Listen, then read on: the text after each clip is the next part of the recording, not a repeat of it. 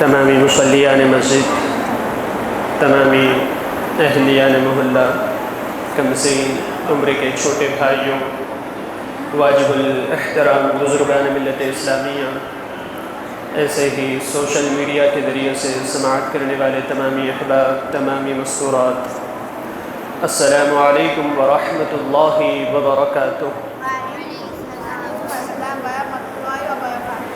الحمد للہ رب العالمین،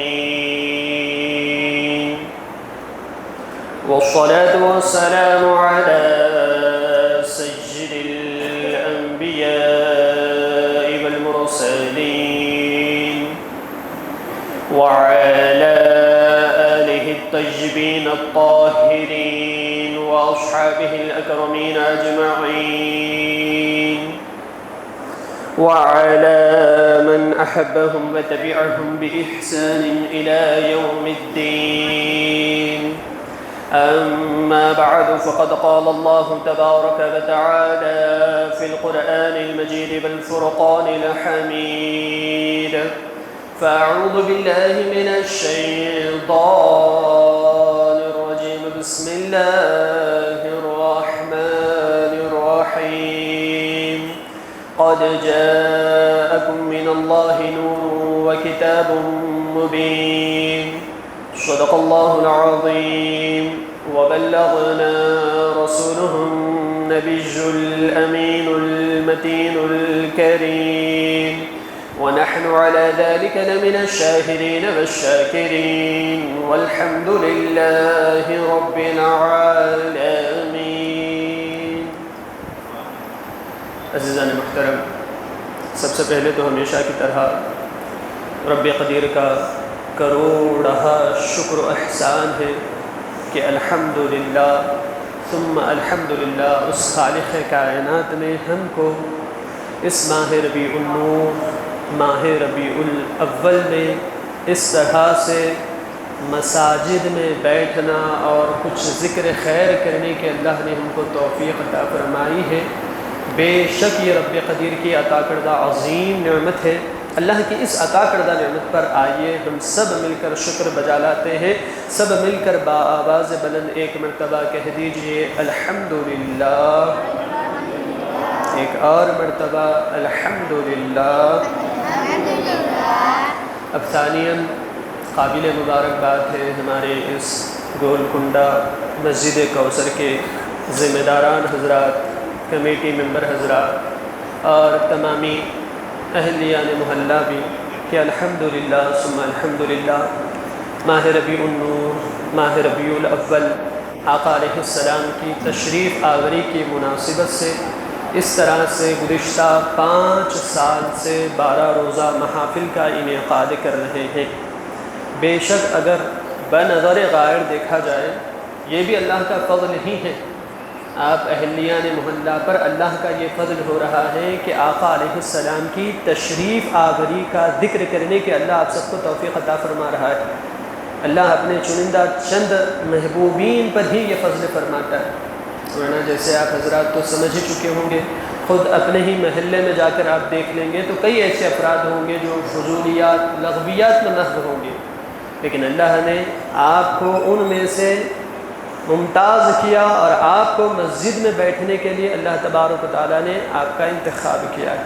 تو بے شک یہ آپ پر اس سال بھی اللہ کا فضل ہوا، گزشتہ 4 سالوں سے بھی اللہ کا یہ فضل ہی ہوتا آ رہا ہے کہ اس طرح کے محافل الحمدللہ آپ حضرات انعقاد کر رہے ہیں۔ گویا کہ یہ گزشتہ کل بھی جیسے ہم نے بتایا جنت کے باغوں میں سے ایک باغ ہے جس میں آپ کو بیٹھنے کی سعادت نصیب ہو رہی ہے۔ کہہ دیجئے سبحان اللہ۔ حصول داد کے لیے نہیں ہے، یہ ہم اپنی تعریف کے لیے نہیں، بلکہ یہ آپ کے لیے آپ کا اپنا خود کا توشہ ہے۔ گویا کہ بالفاظ دیگر آپ کے فہم کے مطابق ہم کہیں تو ٹفن ہے جو میدان محشر میں آپ کے لیے کام آئے گا۔ مل کر ایک مرتبہ دوبارہ کہہ دیجئے سبحان اللہ۔ باقی دیکھیے حضرت کا حکم ہوا ہے قد جاءکم من اللہ نور و کتاب مبین پر کچھ باتیں بیان کیجیے، گرچہ عنوان تو ہم کچھ اور رکھے تھے۔ ظاہر ہے آقا علیہ السلام کی تشریف آوری کا، یہ آقا کی ولادت کا مہینہ ہے تو اسی پر چرچا ہوگا۔ آقا کی تشریف آوری ہو چکی ہیں، آقا کی تشریف آوری سے ہی ہم راہ راست پر آئے۔ اللہ تبارک و تعالیٰ نے حضور پاک علیہ السلام کا ایک وصف بیان فرمایا کہ وہ تاریکیوں سے ہم کو نکالتے ہیں۔ کتاب انزلناہ الیک لتخرج الناس من الظلمات الی النور۔ آقا علیہ السلام کو مبعوث کیا گیا، آقا دنیا میں تشریف لائے ہیں، کیا کر رہے ہیں؟ آقا پر قرآن کیوں نازل کیا جا رہا ہے؟ لتخرج الناس من الظلمات الی النور۔ آقا ہم کو تاریکیوں سے نکال کر راہ راست پر پہنچاتے ہیں۔ آقا علیہ السلام ہی تو ہے نا جو ہم کو ہدایت دیے ہیں۔ آقا اگر تشریف نہ لاتے تو نہ جانے اب تک ہم کتنے بتوں کی پوجا کر رہے ہوتے۔ معاذ اللہ معاذ اللہ، اللہم احفظنا۔ اللہ نے آقا کے صدقے سے ہم کو بچا دیا ہے نا، ورنہ تو ہمیشہ کے جہنمی ہو جاتے۔ اللہم احفظنا اللہم اجرنا من النار۔ لیکن آقا کا یہ فضل ہوا تو حضرت کے حکم پر چند باتیں ہم نے آقا کی تشریف آوری۔ قد جاءکم، تحقیق کے تمہارے پاس تشریف لے آئے، من اللہ، اللہ کی طرف سے، نور و کتاب مبین، نور اور کتاب مبین، یعنی بین، جو واضح طور پر چیزوں کو بیان فرماتے ہیں۔ اب اسی کتاب مبین میں اللہ تبارک و تعالیٰ نے آقا علیہ السلام کی عظمتیں بیان کی۔ پوری قرآن شریف، کوئی غلو نہیں ہوگا، مکمل قرآن شریف آقا علیہ السلام ہی کی ثناخوانی کر رہی ہوتی ہے۔ آج جو عنوان ہم لے کر آئے ہیں وہ عنوان بھی اسی مناسبت سے ہم نے چند کتابیں کھنگالنے کی کوشش کی۔ 100 آیات ہم کو ایسے ملے جہاں اللہ اپنا ذکر کر رہا ہے تو ساتھ ہی ساتھ اللہ اپنے محبوب کا بھی ذکر کر رہا ہے۔ صرف 100 آیات تو ہم کو مل چکی ہیں۔ اب اگر آپ میں سے کوئی اہل علم ہے، قرآن کھولیں، آقا کی عظمتوں کو تلاش کرنے کی نیت سے، جہاں جہاں ذکر خدا آپ کو ملتا جائے گا وہاں وہاں ذکر مصطفیٰ صلی اللہ علیہ وسلم بھی آپ کو ملتا چلا جائے گا مکمل قرآن شریف میں۔ اب ہم نے عزم کیا کہ ادھر ادھر کی باتیں، کہانیاں، قصوں سے ہم ویسے بھی گریز ہی کرتے ہیں، چونکہ سوشل میڈیا کا دور ہے۔ اگر واقعات یا یوں کہیے کرامات بھی اگر بیان کیے جائیں نا، اس دور پرفتن میں لوگ اس کا معاذ اللہ مذاق اڑا رہے ہوتے ہیں، اس کو مینس بنا رہے ہوتے ہیں۔ تو ہم پریفر یہی کرتے ہیں، صاحب بھی ہمارے ساتھ تشریف لائے ہیں، قال اللہ قال الرسول صلی اللہ علیہ وسلم کی روشنی میں ہی بات کرنا ہم زیادہ مناسب سمجھتے ہیں۔ تو آج سے انشاءاللہ العزیز ممکن ہوا تو 3-4 دن میں، یا ہو سکتا ہے شاید تھوڑا اور زائد ٹائم بڑھ جائے، قرآن کریم کی وہ 100 آیات کو ہم سمجھنے کی کوشش کریں گے۔ صرف اللہ کے ذکر کے ساتھ ساتھ محبوب کا ذکر ہی نہیں، بلکہ ہماری زندگیوں کو بدلنے کی نصیحتیں بھی اس میں ہم کو مل جائیں گی۔ اس طرح کے محافل کے انعقاد کا مقصد بھی تو یہی ہوتا ہے نا کہ اپنی زندگی کو ہم بہتر بنا سکیں۔ فرسٹ آف آل تو یہ سمجھ لیجئے کہ جہاں جہاں ذکر خدا ہو رہا ہے وہاں وہاں ذکر مصطفیٰ صلی اللہ علیہ وسلم بھی ہو رہا ہے۔ ایسے صرف 100 آیات تو ہم نکال کر لائے ہیں۔ اب آئیے ایک کے بعد ایک آیت ہم سنتے جائیں گے، لیکن چونکہ سوالات ہوتے ہیں یاد رکھ لیجیے، قرآن کریم میں 100 مقامات پر اللہ کے ذکر کے ساتھ ساتھ اللہ کے محبوب صلی اللہ علیہ وسلم کا ذکر ہو رہا ہے۔ اسی حوالے سے ہم سوال کریں گے، امید ہے آپ میں سے کوئی جواب دے دیں۔ سب سے پہلی آیت سود سے متعلق ہم بیان کرنا چاہیں۔ یہ تو سمجھ لیں جہاں ذکر خدا ہو رہا ہے وہاں ذکر مصطفیٰ صلی اللہ علیہ وسلم ہو رہا ہے۔ اللہ تعالیٰ اور اس کے رسول صلی اللہ علیہ وسلم کی سود خور سے جنگ۔ اب یہ بھی ہمارے لیے ایک نصیحت، آج کے وقت میں چونکہ حلال کما رہا ہے بندہ یا حرام کما رہا ہے، اس کی تمیز نہیں کر پا رہا ہے۔ ایک تو عظمت مصطفیٰ صلی اللہ علیہ وسلم آپ کو سننے کے لیے مل جائے گی، ساتھ ہی ساتھ نصیحت ہم کو یہ مل رہی ہے کہ آج ہم جو کاروبار کر رہے ہیں آیا وہ آمدنی ہماری حلال ہے یا نہیں ہے، اس پر غور و تفکر کرنا چھوڑ دیا جا چکا ہے۔ بڑی معذرت، جھبے کبے والے حضرات بھی اس سے محفوظ نہیں۔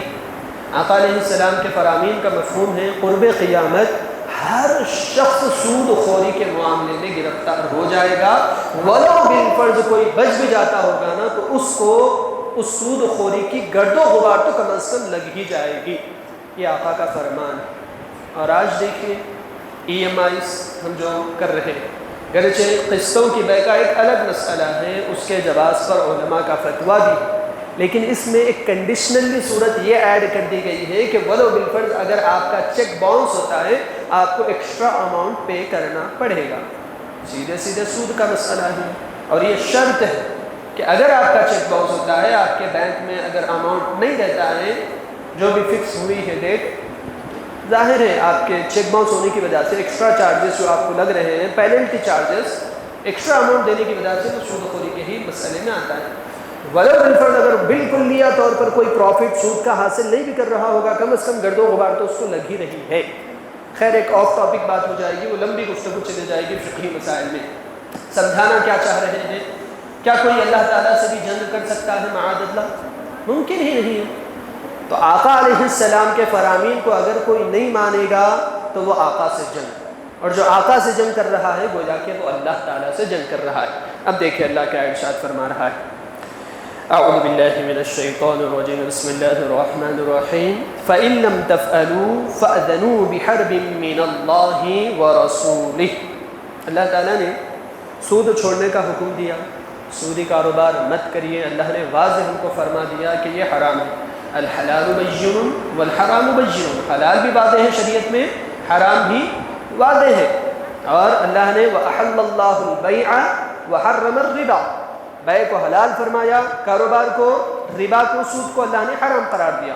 اللہ حکم دے رہا ہے کہ سود چھوڑ دو۔ اگر منع کرنے کے باوجود بھی اگر کوئی سود کا کاروبار نہیں چھوڑتا ہے تو اللہ ارشاد فرما رہا ہے فَإِن لَمْ تَفْعَلُوا، پس اگر تم ایسا نہیں کرو گے، فَأْذَنُوا بِحَرْبٍ مِّنَ اللَّهِ وَرَسُولِهِ، تو اب تم اللہ اور اس کے رسول سے اعلان جنگ کر رہے ہو۔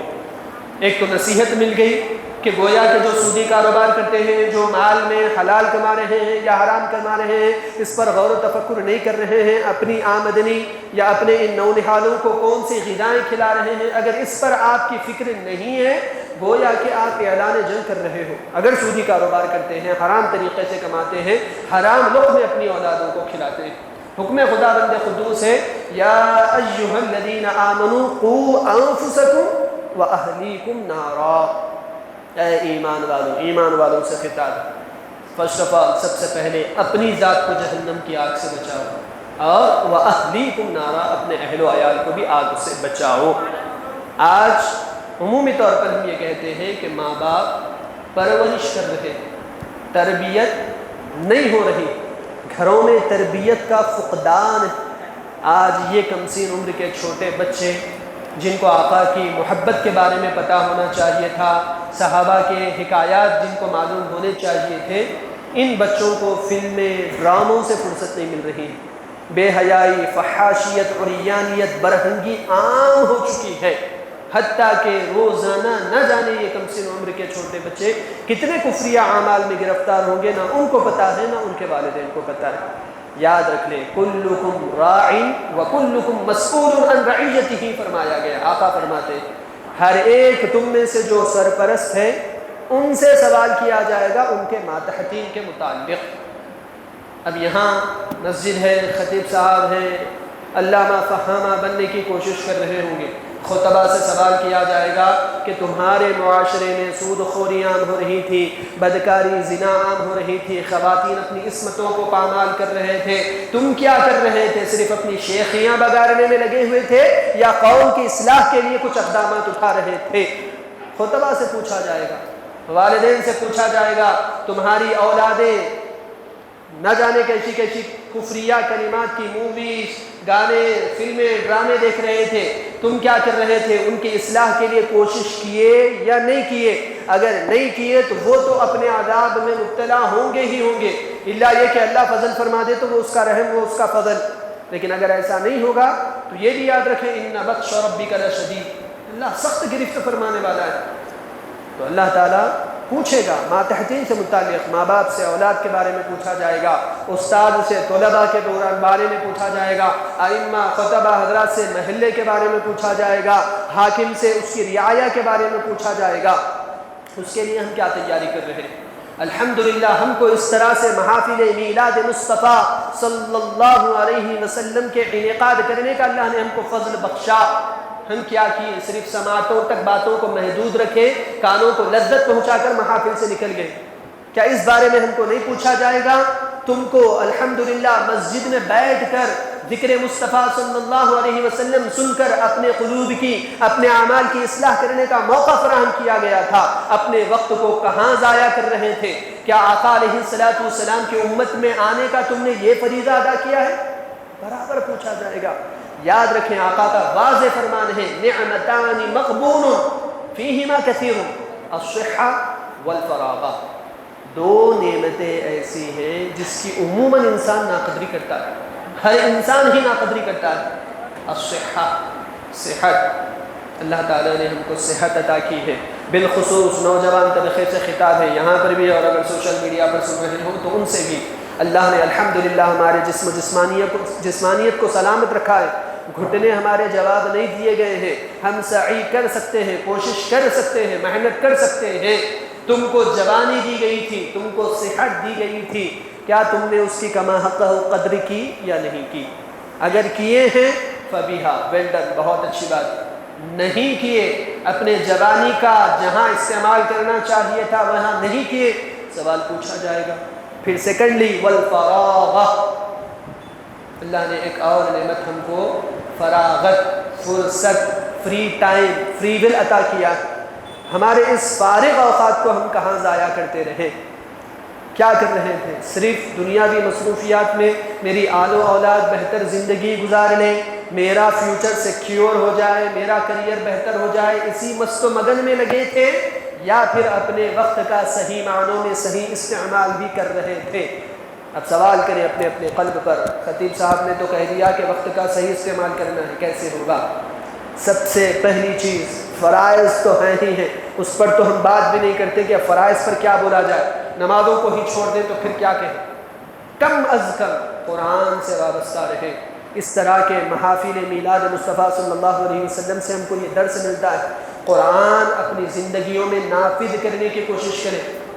اٹھائیں اپنے اکابرین کے اوراق کو پلٹا کر دیکھیں، اپنے زندگی کے ایک ایک مسئلے قرآن سے نکالا کرتے تھے۔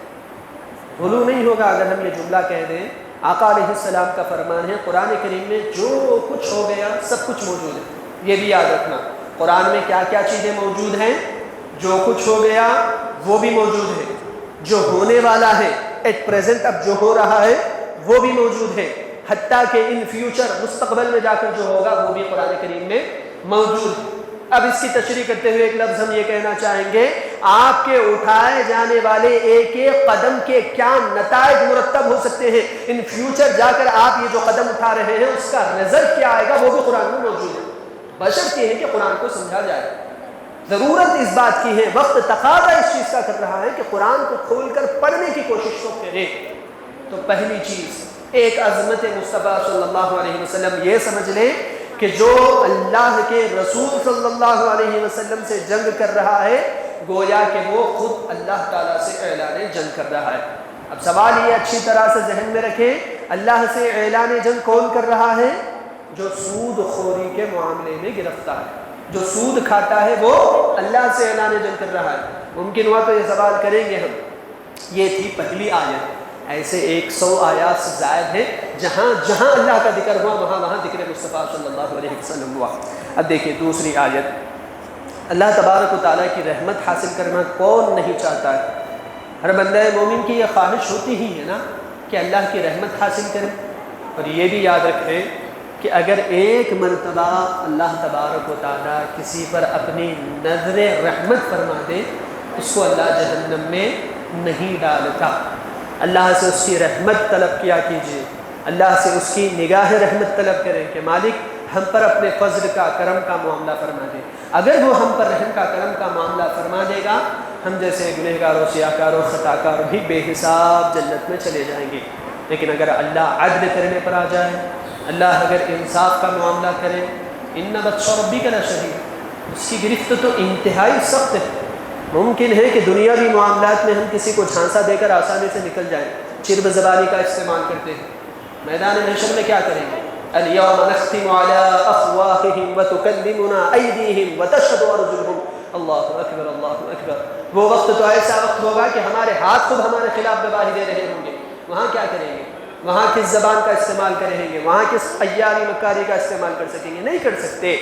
تو اللہ سے دنیا میں رہتے ہوئے آپ کو جو چیز طلب کرنی ہے وہ ہے اللہ کی رحمت۔ اللہ عدل کرنے پر آئے تو کوئی نہیں بخشوا سکتا، اللہ فضل کرنے پر آئے تو کوئی ہماری گرفت فرمانے والا نہیں ہے۔ تو اللہ کی اگر رحمت چاہتے ہیں، اللہ نے قرآن کریم میں بیان کیا کہ آپ کو رحمت ملے گی کیسے؟ وَأَطِيعُوا اللَّهَ وَالرَّسُولَ لَعَلَّكُمْ تُرْحَمُونَ۔ اللہ اکبر، ترجمہ سنیے۔ اور اطاعت کرو تم اللہ کی اور اس کے رسول صلی اللہ علیہ وسلم کی، کیوں؟ تاکہ تم پر رحم کیا جائے۔ پہلی چیز جو سود خوری کرتا ہے وہ اللہ اور اس کے رسول دونوں کا ذکر ایک ساتھ، اللہ اور اس کے رسول صلی اللہ علیہ وسلم سے اعلان جنگ کر رہا ہے۔ دوسری چیز، اگر تم اللہ کی رحمت کے متمنی ہو، اگر تم چاہتے ہو کہ اللہ کی تم پر رحمتیں ہو، اللہ کیا فرما رہا ہے؟ میری اور میرے محبوب پاک علیہ السلام کی پیروی کرو۔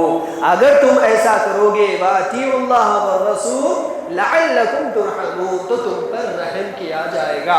پتہ چلا کہ اللہ کی رحمت کے حصول کا ہمارے پاس جو ذریعہ ہے، جو سبب ہے، جو کسوٹی اللہ نے ہم کو بیان کی ہے، وہ کیا ہے؟ آقا علیہ السلام کی اتباع، آقا علیہ السلام کی پیروی۔ جو آقا کی اطاعت نہیں کرتا، جو آقا کے فرامین کو نہیں مانتا، جو آقا علیہ السلام کے احکامات پر عمل پیرا نہیں ہو رہا ہے، جو آقا کے منع کردہ چیزوں سے نہیں رک رہا ہے، گویا کہ وہ اپنے آپ کو اللہ کی رحمتوں سے دور کر رہا ہے۔ اللہ کے فرامین ہے یہ، آقا کا جہاں جہاں ذکر وہاں وہاں اللہ کا ذکر، جہاں جہاں اللہ کا ذکر وہاں وہاں محبوب پاک علیہ السلام کا ذکر۔ یہ تھی دوسری چیز کہ اللہ کی رحمت حاصل کرنا ہے تو آقا کی پیروی کرنا پڑے گا۔ تیسری چیز، 100 آیات ہے، تیسری آیت میں ہی ہے۔ اب اللہ تبارک و تعالی آقا کے جانثاروں کا تذکرہ کر رہا ہے، صحابہ اکرام رضی اللہ عنہم اجمعین کا تذکرہ کر رہا ہے۔ وہ بھلے ہی زخمی ہوا کرتے تھے، ان کے جسم و جسمانیت سے لہو خون بہہ رہا ہوتا ہوگا، آقا علیہ السلام اگر یاد فرما لیتے، آقا علیہ السلام کے یہ غلام فداک ابی و امی یا رسول اللہ صلی اللہ علیہ وسلم کہتے ہوئے حاضر ہو جایا کرتے تھے۔ یہ آقا کے جانثاروں کا ذکر اللہ قرآن میں بیان کر رہا ہے۔ اب وہ بھی سنیں، اللہ صرف محبوب کا ذکر بھی کر سکتا تھا، لیکن یہاں پر بھی اللہ اپنا اور اپنے محبوب پاک علیہ السلام کا ذکر ایک ساتھ بیان فرما رہا ہے۔ الذین استجابوا للہ والرسول من بعد ما اصابهم القرح للذین احسنوا منهم واتقوا اجر عظیم۔ سنی، جنگ احد میں جب حضور پاک علیہ السلام کے صحابہ زخمی ہو گئے تو پکارا گیا، ان کو صدا دی گئی، بلایا گیا۔ صحابہ کرام رضی اللہ عنہم اجمعین کی جانثاریوں کا عالم دیکھیں، ویسی حالت میں بھی آقا کا حکم ہے، آقا نے ہم کو یاد کیا ہے، ہم کو جانا چاہیے، یہ کہہ کر چلے جایا کرتے تھے۔ اب اللہ قرآن میں بیان کر رہا ہے، جن لوگوں نے گہرے زخم لگنے کے بعد بھی اللہ اور اس کے رسول صلی اللہ علیہ وسلم کو لبیک کہا، ان میں سے جنہوں نے نیکی کی اور تقوی اختیار کیا، ان کے لیے بہت بڑا اجر ہے، ثواب ہے۔ اب سمجھنا کیا ہے یہاں پر، کانوں کو لذت تو پہنچانا نہیں ہے۔ صحابہ کی عظمت ہم کیا بلند فرمائیں، جن کی عظمت خود رب کائنات بلند فرما رہا ہے۔ محمد رسول اللہ والذین معہ اشداء علی الکفار رحماء بینہم، جن کے بارے میں اللہ فرما رہا ہے۔ ایسے کریم صحابہ کے بارے میں ہم کیا ان کی عظمتیں بیان کریں۔ ایک مرتبہ سب مل کر بآواز بلند درود پاک پڑھ لیجیے۔ اللهم صل على سيدنا ونبينا ومولانا محمد وعلى آله وأصحابه أفضل صلواتك وعدد معلوماتك وبارك وسلم۔ چھوٹے بچوں سے خواہش ہے تھوڑا بات چیت بند کیجیے تاکہ عوام الناس باتیں اچھا سن سکیں۔ خاموش رہیں گے نا انشاءاللہ؟ بولیے انشاءاللہ، بات چیت مت کیجیے، ٹھیک ہے؟ تو بہرحال ہم عرض کر رہے تھے کہ یہاں اللہ تبارک و تعالی ہم کو درس دے رہا ہے، تمہاری زندگیوں کا محور، تمہاری زندگیوں کا منبع، تمہاری زندگیوں کا موٹیو کیا ہے، تم دنیا میں آئے ہو تو کیوں آئے ہو؟ پیارے محبوب دانے حضور صلی اللہ علیہ وسلم کی صدا پر لبیک کہنے کے لیے آئے ہو۔ کہیں گے لبیک؟ کہنا پڑے گا، چونکہ یا ایھا الذین آمنوا ادخلوا فی السلم کافہ فرمایا جا رہا ہے۔ آپ اس وہم و گمان میں نہیں رہ سکتے کہ میں نے اللہ کو ایک مان لیا، رسول پاک علیہ السلام کو آخری نبی مان لیا، نہیں۔ حکم خداوند قدوس ہے کہ اے ایمان والوں، غیر ایمان والوں سے خطاب نہیں ہے۔ یا ایھا الذین آمنوا ادخلوا فی السلم کافہ، اے ایمان والوں پورے طور پر ایمان میں داخل ہو جاؤ۔ صرف ایمان کے لیے کلمہ پڑھ لینا کافی نہیں ہے، اگر نجات چاہتے ہو، حقیقی معنوں میں درجات کی بلندی چاہتے ہو، پورے طور پر ایمان میں داخل ہونا پڑے گا۔ اور وہ کیسے ہوگے؟ آقا کے جانثاروں کی سیرت پڑھ کر، صحابہ کی تاریخ پڑھ کر، صحابہ کی قربانیوں کو پڑھ کر آپ جب سمجھو گے تو آپ کو ایمان کی حقیقی معنوں میں لذتوں کا پتہ چلے گا۔ اب یہاں ہم کو سمجھنا کیا ہے؟ آقا کی صدا پر جو ہم نے لبیک کہنا ہے، آقا علیہ السلام نے ہم کو نمازوں کا حکم فرمایا، نمازیں میری آنکھوں کی ٹھنڈک ہے، کیا کرنا پڑے گا؟ لبیک یا رسول اللہ صلی اللہ علیہ وسلم کہنے کا کیا مطلب ہے؟ نمازوں کی پابندی کرنی پڑے گی۔ آقا نے کاروبار کو جائز طریقے سے، حلال طریقے سے کرنے کا حکم دیا ہے، لبیک کہنے کا مطلب ہوگا کہ شرعی تعلیمات کے ساتھ کاروبار کرے۔ آقا علیہ السلام نے گناہوں سے بچنے کا حکم ارشاد فرمایا ہے، اگر آقا کی صدا پر آپ لبیک کہنا چاہتے ہو تو ساری زندگی گناہوں سے آپ کو باز رہنا پڑے گا۔ آقا علیہ السلام نے بہنوں کو ان کا حق عطا کیا ہے، آقا کی صدا پر لبیک کہنا ہے تو وراثت کے معاملات میں انصاف کرنا پڑے گا، گویا کہ تمام زندگی احکامات الہیہ پر عمل کرتے ہوئے منہیات الہیہ سے بچتے ہوئے گزارنا پڑے گا۔ وہ کیسے ہوگا؟ اس طرح کی محافل میں تو ہمارا من لگتا نہیں ہے، چند لمحات میں اونگ آنا ہم کو شروع ہو جاتی ہے۔ حقیقی معنوں میں تعلیمات ملیں گے تو کہاں ملیں گے؟ سوشل میڈیا پر تو جس کی جو بس میں بات آ رہی ہوگی زبان پر وہ بیان کرتا چلا جا رہا ہوگا۔ آپ کے لیے اللہ کے فضل و کرم سے مساجد ہیں، یہ مسجدیں پل صراط پر سواری بن کر تمہارے لیے آنے والی، یاد رکھیے یہ اس امت پر فضل ہوا ہے، امم سابقہ پر اس طرح کا معاملہ نہیں تھا۔ ہمارے پاس ہفتے میں ایک مرتبہ اپنی اصلاح کے لیے موقع ہے۔ اچھا امم سابقہ کا بھی کیوں ذکر کریں؟ خود مذہب اسلام کے علاوہ سینکڑوں ادیان باطل کے ماننے والے ہیں، کیا کسی کے پاس ان کو یہ توفیق دی ہے کہ وہ ایک جگہ ہفتے میں ہر ہفتہ مل بیٹھ کر اپنی اصلاح کا سامان مہیا کر سکتے ہوں؟ لوگوں کو جمع کرنے کے لیے پیسے دینا پڑتا ہے، لوگوں کو بلانا پڑتا ہے ادیان باطلہ میں، لیکن اللہ نے ہم مذہب اسلام کے ماننے والوں کے لیے ہفتے میں ہر ہفتہ ایک ایسا موقع فراہم کیا ہے کہ ہم چند لمحات آ کر بیٹھ سکتے ہیں، اپنی دنیاوی اصلاح کی کوشش کر سکتے ہیں، اخروی بہتری کے لیے کوشش کر سکتے ہیں۔ شرط اس بات کی ہے مساجد سے اپنا رابطہ مضبوط کیا جائے۔ آج کیا ہو رہا ہے؟ گھر کے بازو، مسجد کے بازو گھر ہے، ممکن ہے گھر ہوتا ہوگا، لیکن اس گھر سے ہی آ کر نماز پڑھنے کی ہم کو توفیق نہیں مل رہی ہوتی۔ ہم نے اپنے مساجد سے اپنا کنیکشن اس حد تک کٹ کر کے رکھا ہوا ہے۔ ائمہ خطبہ دقیانوسی سوچ کے ہوتے ہیں، ان کو کیا پتہ ہوتا ہے؟ ان کو تھوڑی نہ معاشرے کے بارے میں کچھ پتہ ہے۔ علماء کو کم نظری سے دیکھنا بند کریں، یہاں تو ایسے نہیں ہوں گے۔ بعض حضرات جو اپنے آپ کو سو کالڈ ویل ایجوکیٹڈ سمجھتے ہیں، ان کا یہ نظریہ بنتا جا رہا ہے، یہ علماء وہی دقیانوں سے سوچ کے وہی فرقہ وارانہ گفتگو، نہ ان کو فیوچر سیکیور کیسا کرنا ہے اس کے بارے میں پتہ ہے، نہ ان کو اپنے کریئر کے بارے میں پتہ ہے، نہ ان فیوچر آنے والے چیلنجز کا ان کو کچھ پتہ ہے۔ ارے آپ کانٹیکٹ کر کے تو دیکھیں نا، آپ اپنا رابطہ مضبوط کر کے تو دیکھیں نا۔ ممکن ہے کسی کو پتہ نہ ہو، لیکن ممکن ہے کہ اس طرح سے روابط مضبوط کرنے سے معاشرہ سدھر سکتا ہوگا۔ ان اللہ لا یغیر ما بقوم حتی یغیروا ما بانفسہم، اللہ قوم کو ایسے ہی تو نہیں تبدیل کر دے گا نا جب تک کہ آپ خود نہ بدلنا چاہیں۔ اپنے آپ کو بدلیں۔ اگر آپ دنیاوی تعلیم یافتہ ہیں تو آپ علماء سے رابطے میں آ جائیں، اور علماء کی بھی یہ ذمہ داری ہے، معاشرے کی کیا ریکوائرمنٹ ہے وہ دیکھیں۔ گرچہ محافل ہیں میلاد مصطفیٰ صلی اللہ علیہ وسلم کے، گرچہ اس محفلوں کا جو عنوان ہے سیرت مصطفیٰ صلی اللہ علیہ وسلم، لیکن گفتگو کس چیز کی ہو رہی ہے؟ ایٹ پریزنٹ جو چیلنجز ہم کو آ رہے ہیں اس پر ہم تبصرہ کر رہے ہیں۔ ضروری نہیں ہے کہ جو روایتی انداز چلتا آ رہا ہے سال ہر سال سے اسی پر آپ رہیں، نہیں، آپ قدم بڑھا کر دیکھیں. یہاں ہم نے ہی پہلے قدم بڑھانے کی کوشش کی ہے.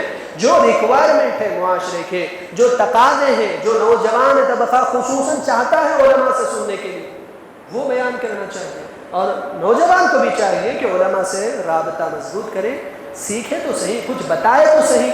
چلیں آپ کے نظریے کے مطابق ممکن ہے ان کو دنیاوی معاملات کے بارے میں زیادہ پتہ نہیں بھی ہوگا، لیکن کیا اگر آپ آ کر ان سے ذکر کریں گے تو کیا وہ تحقیق ریسرچ نہیں کریں گے؟ بے شک کریں گے.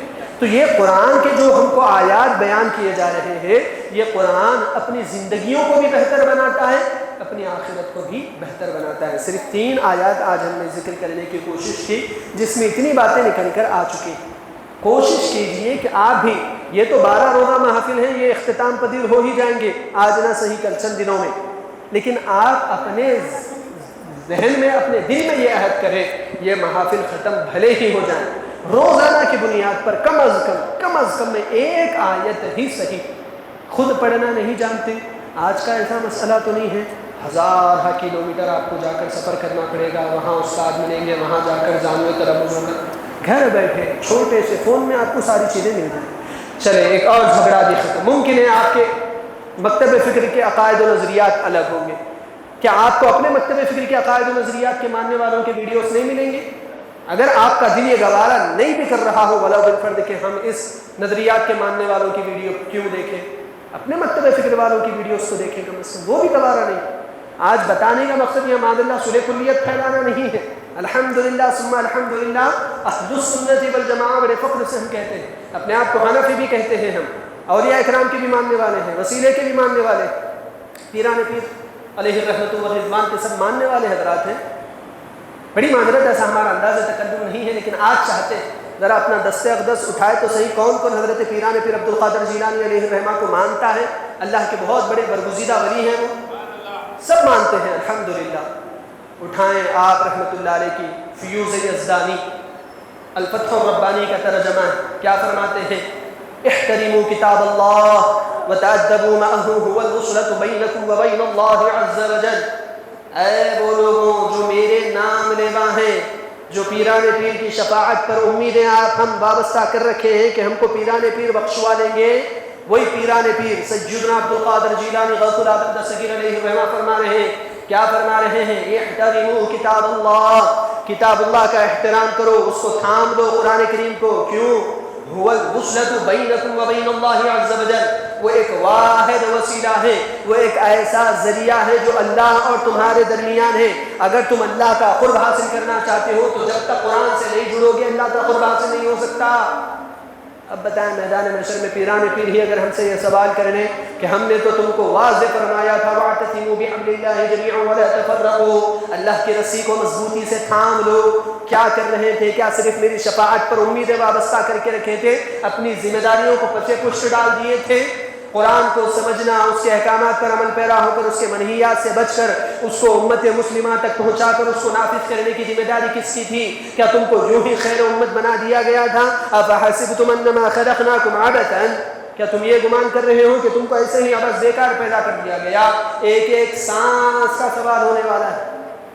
یہ محافل ہماری اس طرح سے اپنے نفسوں کی اصلاح کرتے ہیں.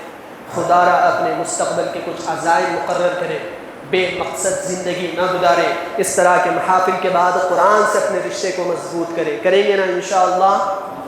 ثم انشاءاللہ صرف 3 آیات سے ممکن ہوا تو یہ سلسلہ ہم تعبیر قائم رکھیں گے اجازت ہو تو. آئیے اب اختتام پر چلتے ہیں. دعا ہے پروردگار عالم کی بارگاہ میں کہ اللہ پاک ہمیں کہنے سننے سے زیادہ عمل کی توفیق عطا فرما دے. کہنے سننے میں کچھ غلطی کوتاہی سستی کی اہلی ہو چکی ہے تو اسے اپنے اور اپنے حبیب پاک علیہ السلام کے صدقے سے معاف فرما دے. آمین بجاہ طہ و یاسین والحمدللہ رب العالمین. چند ایک سوالات، 5 سوالات ہم کر لیں گے. جو بھی جواب دینا چاہیں ہاتھ پہلے اپنا اٹھا لیں. معذرت اس طرح کہنا پڑتا ہے لیکن اب طریقہ کار یہی ہے. سب سے پہلا سوال تو ہم یہی کرنا چاہیں گے کہ آج ہم نے جو ٹاپک چوز کیا ہے کہ اللہ اور اس کے رسول صلی اللہ علیہ وسلم کا ذکر ایک ساتھ کتنی مرتبہ آیا ہے؟ جو جواب دینا چاہیں ہاتھ اٹھا سکتے ہیں. ویسے تو کئیوں مرتبہ آیا ہے لیکن ہم نے جو عنوان میں بتایا تھا، بتائیے 100 مرتبہ. ماشاء اللہ سن رہے تھے آپ، الحمدللہ. اچھا، اللہ اور اس کے رسول صلی اللہ علیہ وسلم سے جنگ کرنے والا کون ہے؟ سوال سمجھیے نا، فرمائیے۔ ماشاء اللہ ماشاء اللہ، جو سود کھاتا ہے وہ اللہ اور اس کے رسول صلی اللہ علیہ وسلم سے اعلان جنگ کر رہا ہے۔ اب پتہ نہیں آپ حضرات یاد رکھ پائے ہیں یا نہیں، اللہ کی رحمت اگر حاصل کرنا ہے، اللہ کی رحمت اگر حاصل کرنا ہے تو کیا کرنا پڑے گا؟ کوئی بھی جواب دے سکتے ہیں؟ جی مزید کچھ؟ حضور کی شفاعت میں رہنا ہے، حضور کے ساتھ چلنا ہے، بہتر ہے۔ کوئی اور بھی جواب دینا چاہیں تو؟ اللہ کے رسول صلی اللہ علیہ وسلم کی بات سنیے اور رحمت حاصل فرمائیں۔ ماشاء اللہ، درست جواب میں دونوں کا بہتر ہے۔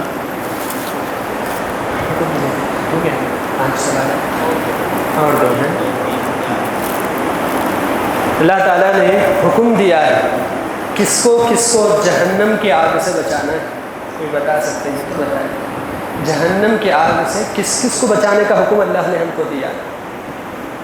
کوئی ہیں جو پیچھے سے بھی اگر بڑے حضرات جواب دینا چاہیں تو؟ جہنم کی آگ سے بچانا ہے، کن کن کو بچانا ہے؟ جی فرمائیں۔ جہنم کی آگ سے